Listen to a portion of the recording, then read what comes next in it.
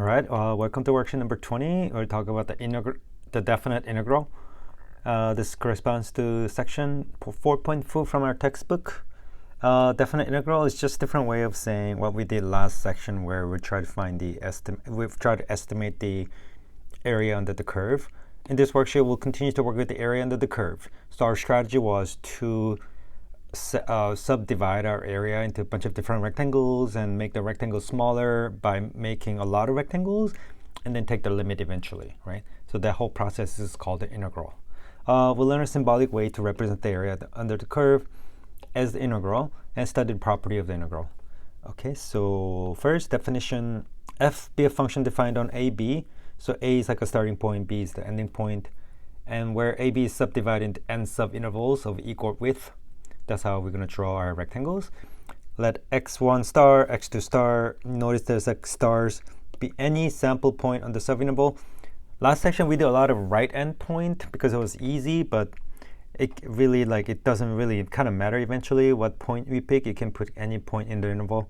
If your interval is pretty small, it doesn't really, you get right end point and left end point is going to be right next to each other. So it can be any sample point. The definite integral is going to be defined by, so the summation and f of xi star times delta x. Again, this will be the width of the rectangle, and this will be the height of the rectangle, right? So then what we do is we'll go I goes from 1 to n. So this is because we have n many rectangles, so I go from 1 to n. This is height of a rectangle. This is the width of the rectangle. And again, I'm going to make a little note. Delta x is just b minus a over n. And once I have this sum, then what we do is we'll take the limit as n goes to infinity. So I know it's kind of a long process, but if you kind of look at this part, this is area of the rectangle, one rectangle. This means I'm summing up a lot of rectangles, and this means let's take n to the infinity. So this whole thing is going to be called definite integral, provided the limit exists. If so, then we're going to say f is integrable. Okay. All right, let's look at it symbolically now. So you'll notice the symbol right here that looks like S, but kind of long S. So that's the integral sign. So you notice it goes from A to B. That's the starting point A is from the bottom. The ending point B is on the top. F of x is the function. And then you notice that the notation dx instead of delta x. So this is basically the limit of, so I'm just going to rewrite it. I goes 1 to n, f of x I star times delta x as n goes to infinity. So this symbol now represents the entire thing. And this part here, the sum part, this part is called the Riemann sum. This part is called the Riemann, R-I-E-M-A-N-N sum. Riemann is one of the famous mathematicians. He came up with the concept, so we call it Riemann sum. So Riemann sum is this sum part with n many rectangles, and once you take the limit, then symbolically we'll call this whole thing integral. So basically integral represents the area under the curve f of x. Instead of writing delta x, I'm going to write dx. So it kind of indicates what variable you're using, and a and b kind of indicates the range. All right, let's look at example 1. It says find the Riemann sum associated with n is equal to 4. There's my function cosine pi over 2x squared, and it goes from 0 to a. So here I'm just looking at it already. I can kind of see this is my a, this is my b, there's my f of x, the n is 4, right? So Riemann sum is when n is not infinity yet, like n is 4 or 100 or whatever, right? And they want me to use the midpoint as a sampling point. Again, last worksheet we used right end point. Here they're telling me to use the midpoint. Okay. So I'm going from 0 to 1. I'm subdividing into 4 parts. So there's first one, second one. So if I were to draw the graph of it. And then they want me to use the midpoint. So there's my midpoint, there's my midpoint, there's my midpoint, there's my midpoint. So what they're saying is for the first rectangle here, they want me to use the midpoint as the height. So my height is going to be something like this. Somebody use red. So it's like that, right? So that's my first rectangle. For the second rectangle, again, they want me to use this as a height. So that go over here. That's going to be my height. So something like this, and so on and so forth. Third one is going to be like here, and then the fourth one is going to be somewhere here. 1, 2, 3, 4. So basically, I want to calculate the area of each one, add them all up. That'll give you my Riemann sum, which is going to be the approximation. So how do I do that? So that's going to be, first of all, delta x, I think that's the easy part, is going to be 1 minus 0 over 4. That's 1/4. Okay. So they use S4. They're not using R4 for right, L4 for left, S4 for mid. I don't think S4 is always the midpoint, but here they're using it like that. So that's going to be cosine pi over 2 x squared. So first we need to figure, I guess we need to figure out all the midpoints. So that's 0.125, 0.375, 0.625, and then 0.875. So coming back here, cosine pi over 2 x squared. So my first x is going to be this. That's x1 star. So this is my x1 star. So that'll square that. So 0.125 squared times delta x is 1/4 plus cosine pi over 2. So second one is x2 star, which is the second midpoint, 0.75. 0.375 squared times 1/4 plus, keep going, pi over 2, 0.625 squared, 1/4 plus the last one, pi over 2, 0.875 squared times 1/4. So this is x1 star, the first point, x2 star, x2 is this one, and then so on and so forth. So again, I can kind of do the same thing. I can factor out 1/4 from each one. So just calculate this, calculate this, calculate this, calculate this, add them all up. And as an answer, I get 0.788. Okay. So this will be my Riemann sum using 4 subintervals and using midpoints for this function. All right, let's look at the next example here. Let's note here. F is integrable and F is positive on AB, then the area under the F is given by that. Okay, fine. So this is kind of like what we were just talking about. Here, and let's look at number 2. We never had a case where my graph is below x-axis. It was always over x-axis, so we always calculate the area under the curve. But if the graph is below x-axis, so this is kind of like here, if f has negative values, negative. So what that means is, let's say this is A here, and then B is here. So A to here is fine, no problem, but from here to here is negative value, right? And then from here to here is again fine. So this gives you area, no problem, but how about this part? This will give you negative because, like, if you look at the graph, it's negative values, right? So all the area you're gonna sum up here give you negative value, which is kind of weird. So when I calculate the integral from A to B, this will give you positive area. This will actually subtract the area, and this will give you positive area. So what we get as an answer is gives you the difference of the area where the area below is subtracted. So I'm gonna here highlight subtracted right here. From the above, right? So it would be like a combination of regular positive area, but if you go under, like what do I do with that? This will be subtracted. So if this area is 10, if this area is 7, and this area is 10, then basically if I integrate this whole thing, it'll be like 10 plus 10, 20 minus 7. That's what I'm gonna get. So this is what the integral gives you. All right, let's look at the third one. F is continuous and F is integrable. So if you have a continuous function, then we can always find the area under the curve. let's look at example 2. Represent this as a definite integral on 1 to 5. Don't calculate it. Okay, fine.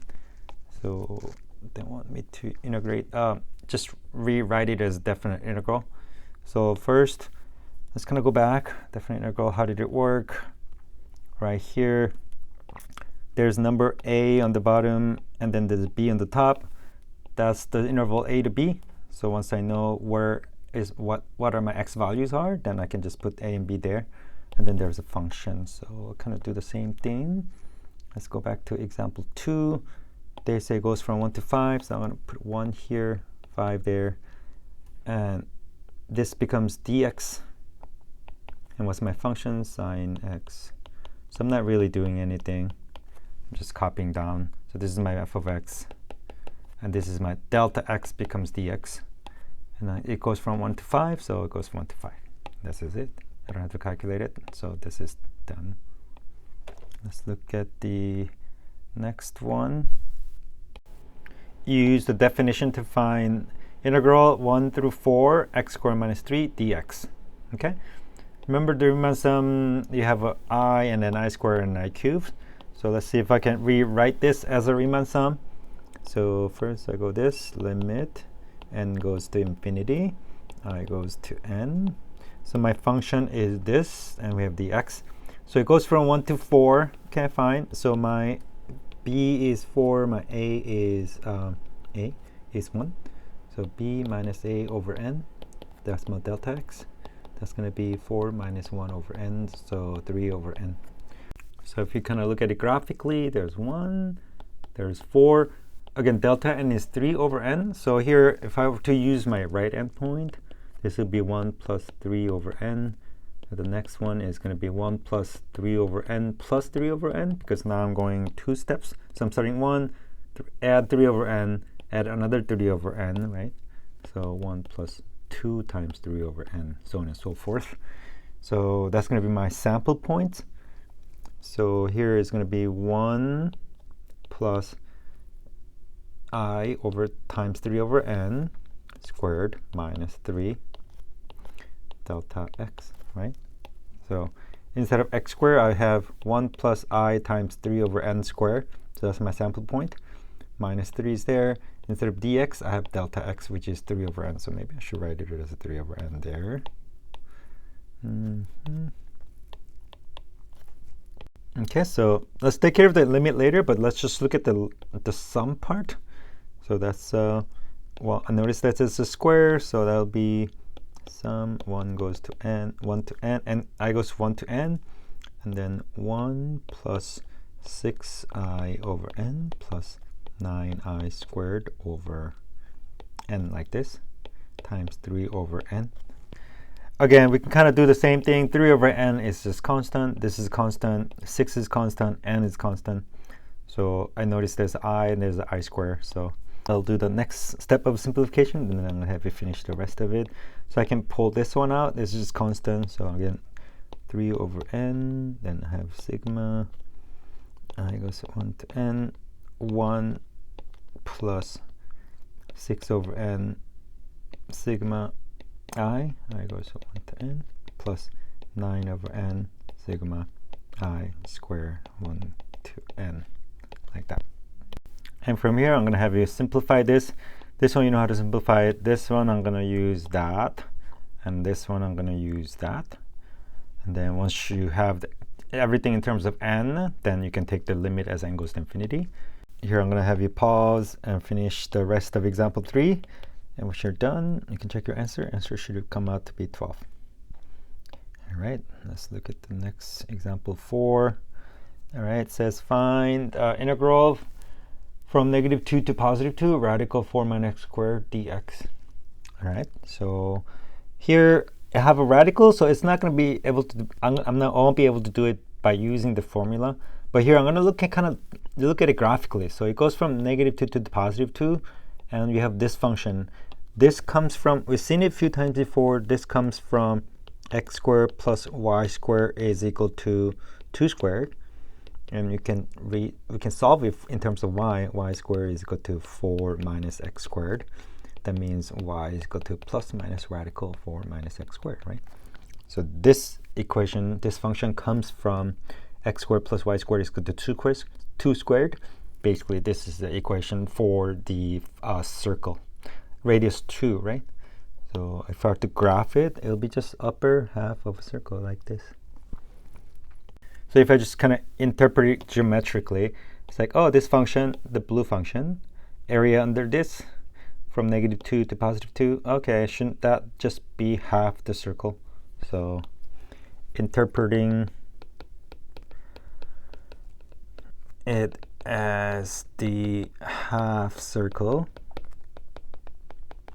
we know the area is just half of pi r squared, so half of pi 2 squared, which is 2 pi. So luckily, this question I don't have to do much calculation. I can just interpret it as a shape, and then I know how to find the area of the circle, so I could sum my answer easily there. Okay, let's look at some property of the definite integral. Definite integral, like what is the definite means? Means there's a number here and there's a number here. In the future sections, there are going to be cases where we won't see numbers, so we'll kind of interpret that differently. So let's look at the first one, f of x dx. It goes from a to a. What does that mean? So if I were to look at the graph, let's say this is f of x and there's a. Usually it goes from a to b, but when they say go from a to a, that means it's like a to a. There's like this one line. So there won't be no area, because in order to have an area, I need to have some sort of width to it. But if you're just going from a to a, basically it's just like straight line with no width, so area will be just 0. So this is when your upper limit and the lower limit are exactly the same. Let's say if a is bigger than b, then a integral from a to b f of x dx. So what's the problem here? Well, not a problem, but usually we'll have the number on the bottom is smaller and the number on the top is bigger, but already if it's switched. Basically, we can kind of rearrange it, b to a, but put the negative value in front of it. Because remember, delta x is b minus a over n, where b is going to be the bigger number and then a is a smaller number. But there's kind of reversing it, like a is a bigger number, so basically I have to switch n and b, right? So when I switch that, I get a negative in front of it. So I can switch it so that I can get small number on the bottom, bigger number on the top, but I have to put the negative in front. So if you want to switch the limits, then you just have to, you can do it, you just have to put negative in front of it. That's it. So example 5, integral from 4 to 1. Again, this is a case where I'm like, why are you putting 4 on the bottom and 1 on the top? I don't like that. I can change it. So it'll be just that. But whatever answer you get from here, I just have to put a negative sign in front of it. Let's look at the other integral properties. Number 1, a to b c dx. Well, there's no x. So it's just a constant number c. So if I kind of look at it graphically, so 1, if you have f of x is some constant function c, that means it's just straight line, right? So a to b. How to find this area? Well, that's just a rectangle. So height is a c, the base is b minus a, right? So this is just c times b minus a. That's it. You just get a rectangle. If you have two functions added or two functions subtracted, basically I can calculate each integral separately, and then add or subtract g of x dx. And if you have a constant multiplied by f of x, kind of same thing. I can pull out the constant and then do this. And number 4, sometimes it becomes pretty useful. It goes from a to b, and then it goes from b to c, right? So if you have like I'm gonna just, there's f of x, there's a, there's b, there's c. So the first part, you're getting area between a and b. Second part, you're getting area between b and c. So like, why do you have to be in 2 steps? Can I just go from a to c and get the entire area in one shot? The answer is yes. So I can go a to c, f of x dx. This also means if you have something that goes from A to C, you can basically break it apart in the middle or somewhere, anywhere in between A and C, and then get from A to B separately, and then calculate B to C separately, and then add them up. So I can have something like this and combine them into AC, but if you have any integral, you can break it into two portions as long as these numbers match. That's possible. Number 5, if f is positive and x is between a and b, basically this will give you positive answer.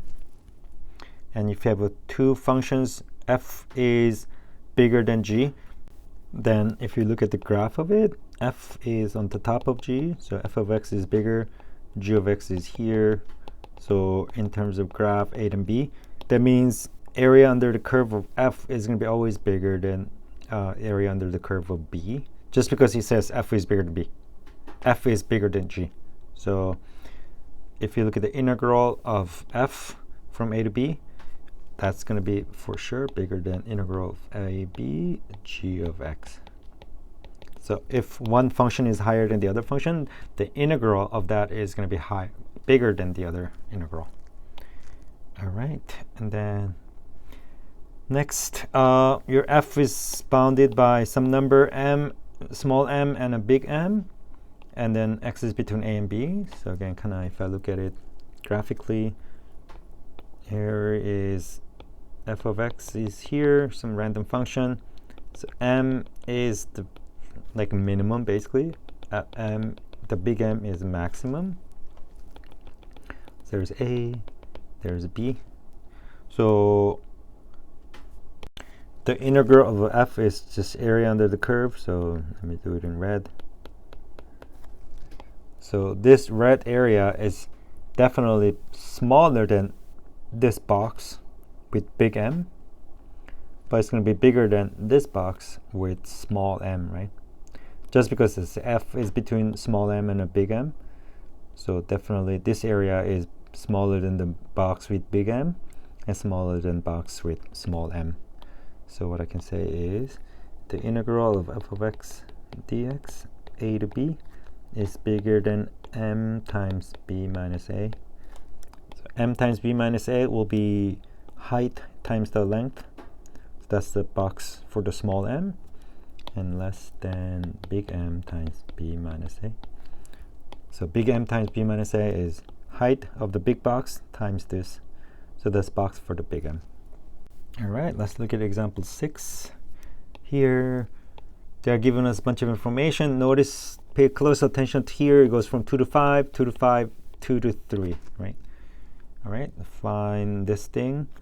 So I can do, so first I notice, okay, let's look at part A. You're adding two things, and there's a constant multiplied. So I can split these two, and then pull out the constant. So I can do, let me do steps, 2 f of x dx plus 2 to 5 g of x dx. Again, this is constant multiplied by that, so I'll use one of the properties, and I can say this is 2 to 5 f of x dx plus 2 to 5 gx. So f of x from 2 to 5, f of x from 2 to 5 is 6. So that's, so this part is 6.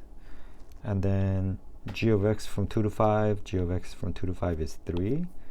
So this part is 3. So my final answer is 2 times 6 plus 3. That's 15. Second one, f of x from 3 to 5. It's like, oh, they didn't give me 3 to 5. They gave me 2 to 5, and they gave me 2 to 3.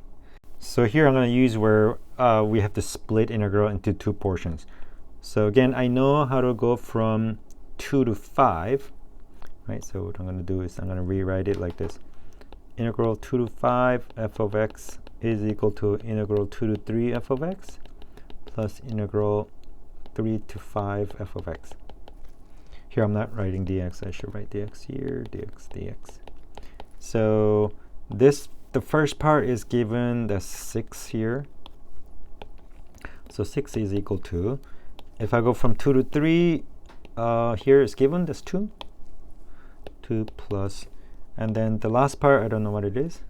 So I'm going to just write it as 2 to I'm sorry, 3 to 5 f of x dx. So that this must be 4 then, right? So my answer is 4 here. Okay, let's look at example 7. Show this part. I'm gonna have you try this. This basically, I'm using the property 7, theorem 8, right? So use property theorem 8.